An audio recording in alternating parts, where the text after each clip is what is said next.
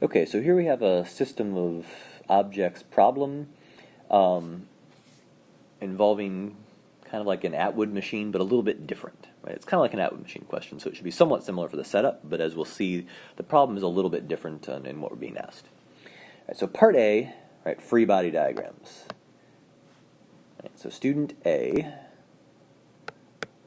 and student B. So this one we have to be careful when we read, right? We're told that student A is at rest on the floor, right? So we have a normal force. There must be a normal force. He's standing on the ground. He's also holding onto a rope that's pulling him upward, so there's a tension upward. And then finally, there's, actually let's make that a bit more accurate, right? There's a weight of student B downward. Or, oops, student A. Right, this is not student B. There's student A. Student B is simpler, right? Student B is hanging in the air, so there cannot be a normal force. The rope supports him, and he has a weight, right? And it's important to note as well that the net force equals 0 for both of these, right? They're all at rest, no acceleration. Okay, that's part A. All right, so in part B, now we're going to actually do some calculations using the free body diagrams. So we've made our free body diagrams. The next step is Newton's laws. Calculate the magnitude of the force exerted by the floor on student A. So that's really saying, what is this? What's the normal force? Okay, so I'm going to write the vertical forces, the net vertical force must equal 0 for student A, right? That has the normal force in it that we're trying to solve for, and it must be true because we know it's in equilibrium. So, tension plus normal force, those are both upward, so positive, minus the weight of A equals 0. And this is great, but I don't know the tension, so I can't solve this. But fortunately, I recognize there is something else I know about the tension.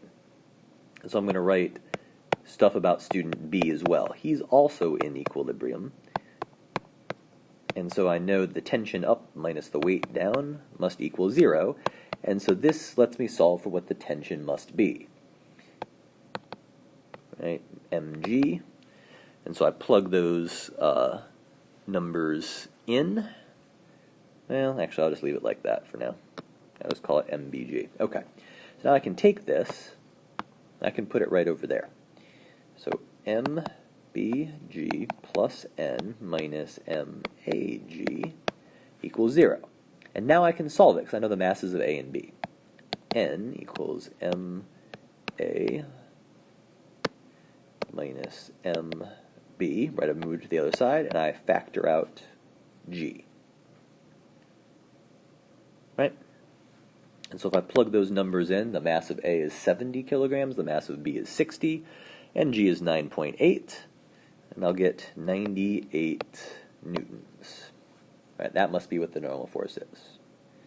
Again, you notice I didn't make any assumptions about the normal force being equal to the weight. All I did was use the free body diagrams and the statement that it's in equilibrium to eventually solve, right? Identifying new equations whenever I ran into areas where I couldn't solve something. Okay, so that's A and B.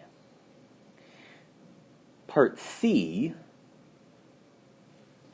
is a little bit trickier because now things are not quite as easy, right? Student B is not in equilibrium anymore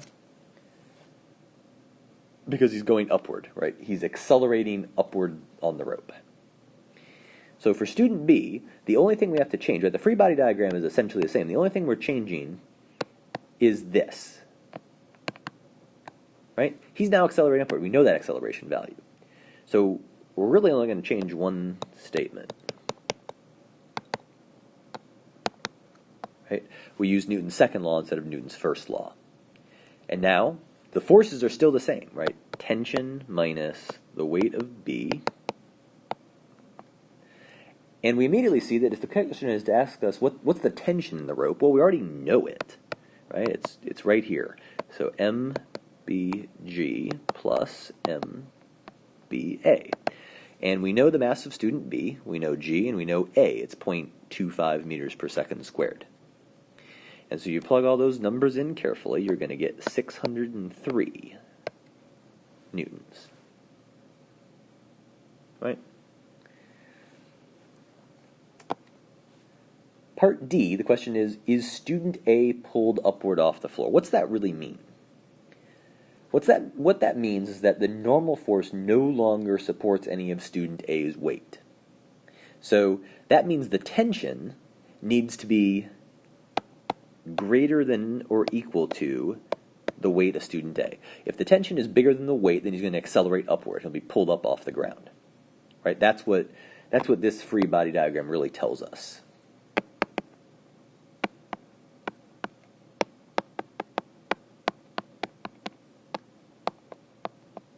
Well, we just found the tension, right? The weight of student A is 70 times 9.8, which works out to be 686 newtons. So, I compare 603 to 686. The tension is not greater than or equal to the weight. Therefore, the student does not get pulled off the ground. Right? Simple as that. Okay. And the last question then is, well, okay, so accelerating upward at 0.25 meters per second squared isn't enough to lift student A off the ground.